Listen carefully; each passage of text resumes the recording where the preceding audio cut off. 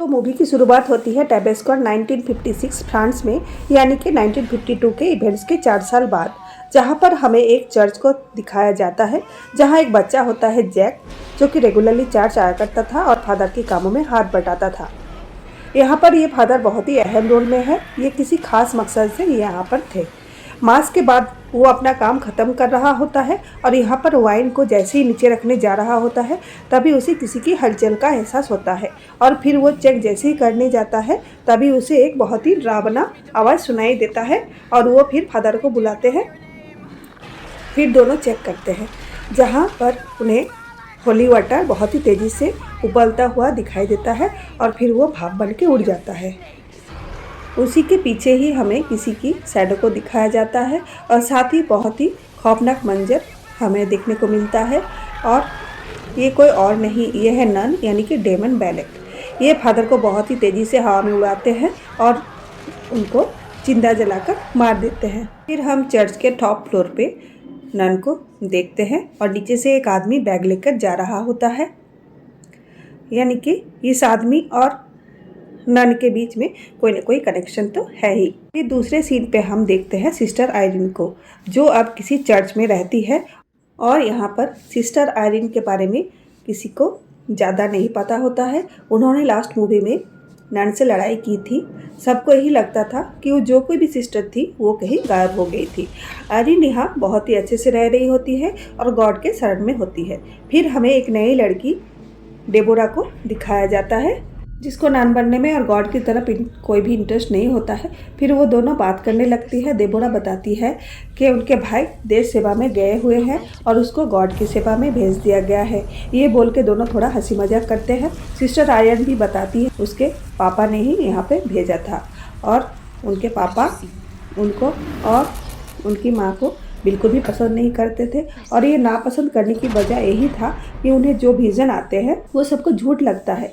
यहाँ पर अब चर्च में आखिरी मूवी की चर्चा हो रही होती है, लेकिन किसी को ये नहीं पता होता है कि नन जो थी वो सिस्टर आयरन ही थी। इनफैक्ट वो खुद इन चीज़ों से दूर रहना चाहती थी, क्योंकि भले ही वो एविल को हराने में कामयाब हो गई थी लेकिन वो कहीं ना कहीं डरती थी।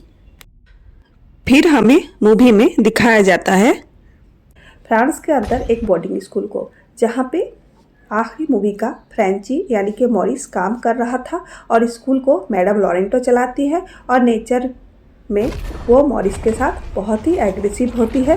उसके पीछे वजह यही था कि उनका बेटा सेड्रिक यहीं पर चैपल में मारा गया था और जिसकी वजह से चैपल के अंदर किसी का जाना मना है। फिर वहाँ पर सूफी नाम की एक लड़की पढ़ती है, जिसकी माँ भी वहीं पर पढ़ाती है। मॉरिस सूफी का बहुत अच्छा दोस्त होता है, उसके माँ के साथ भी अच्छी बॉन्डिंग होता है। और वहाँ पर ऐसी 3-4 लड़की थी जो सोफी को बहुत तंग करती रहती थी, जिससे मॉरिस उसको इन सब से बचाता रहता था। फिर मॉरिस को उसके बॉयफ्रेंड बुलाकर चिढ़ाती थी। ऐसा लगता था कि मॉरिस के साथ कुछ तो गड़बड़ है और वो गड़बड़ ये है कि मॉरिस के अंदर ही बैलेक थी।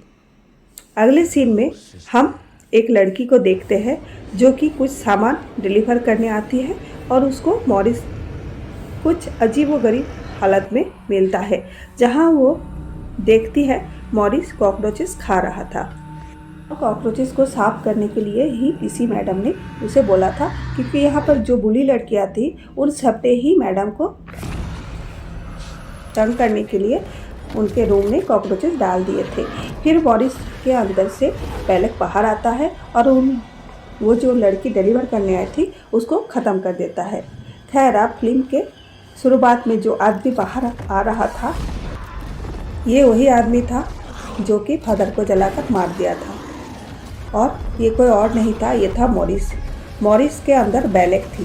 फिर हम नेक्स्ट सीन पे देखते हैं सिस्टर आयरीन को, जो कि बुरा सपना देख रही होती है, जहाँ पर वो देखती है कि मॉरिस उसे बार बार पुकार रहा होता है मदद के लिए। जब वो मदद करने के लिए जा रही होती है तभी बैलेक आकर उसको डरा देता है। सिस्टर आयरीन इन सब चीज़ों से जुड़ी हुई थी, इसीलिए उसको ये बुरे सपने आ रहे होते हैं। फिर हम दूसरे सीन में देखते हैं वो जो 3-4 लड़कियां थी जो सूफी को परेशान कर रही थी, वो सूफी को उस प्रतिबंध चैपल में बुलाते हैं और उसको एक गेम खेलने के लिए बोलते हैं। उसको बोलते हैं कि विंडो पर बने हुए कोड की आपकी तरफ देखना है, जिसके अंदर डीमन के आइस दिखाई देगी और उसने अगर नज़र हटाई तो डीमन आकर उसे खा जाएगा। फिर वो जैसे ही देखने लगती है तभी वो लड़कियां वहाँ से अकेले छोड़कर भाग जाती है। तभी वहाँ पर अचानक से हलचल शुरू हो जाती है और पैरानॉर्मल चीज़ें भी होने लगती है। अब बेलेक आकर उसे डराने लगती है, जिससे डरकर वो वहाँ से भागने लगती है। तभी मॉरिस आकर उसे बचा लेता है और अब तक कैट भी वहाँ पर पहुँच चुकी होती है और अपने साथ सुबी को ले जाती है। अब दूसरे सीन पे हमें आयरिन को दिखाया जाता है, जिसको रेवरेंड बुलाते हैं और उसको कहते हैं अलग अलग जगह पर प्रीस्ट और नान की जान जा रही है और रिसेंटली फ्रांस के चर्च के अंदर एक प्रीस्ट को जलाकर मार दिया गया है, जो कि उसी डैमन बालक का काम है, जिसे दोबारा केस इन्वेस्टिगेशन करने के लिए सिस्टर आयरिन को बोला जाता है। फिर वो ये बोलती है कि उसके साथ फादर बुर्क भी थे, जो कि काफ़ी अच्छी पोजीशन में है, तो उनसे बात करनी चाहिए।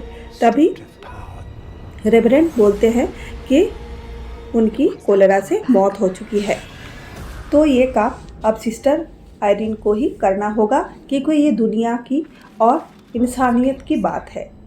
ये सुनकर सिस्टर आयरिन को अंदर से साहस मिलता है, उनके अंदर का डर थोड़ा नियंत्रण में आता है और फिर वो रेडी हो जाती है केस की फिर से दोबारा इन्वेस्टिगेशन के लिए। फिर वो फ्रांस के उसी चर्च के लिए निकल जाती है और यहाँ पर सिस्टर डेबोरा उनके साथ हेल्प करने के लिए चुपके से ट्रेन में चढ़ जाती है, पर आयरिन उसे देखते ही मना करती है। तब डेबोरा ये कहती है कि उसके माँ को भी किसी ने जलाकर ही मार दिया था। अपनी माँ को ही वो गॉड मानती थी। उसके मारे जाने के बाद उसकी फेथ बिल्कुल टूट चुका है। ये सुनकर सिस्टर आयरिन उसको आने देती है। फ्रांस पहुंचकर इन्वेस्टिगेशन शुरू होता है। आयरिन को यहाँ आते ही जैक की भीषण आने लगता है। फिर वो एक दिन जैक को खेलता हुआ नज़र आता है। फिर अचानक से बेलेक सिस्टर आयरिन का गला पकड़ लेती है। फिर वो किसी नन को देखती है, जिसकी आंखें निकाली जा रही होती है। फिर वो बेहोश हो जाती है।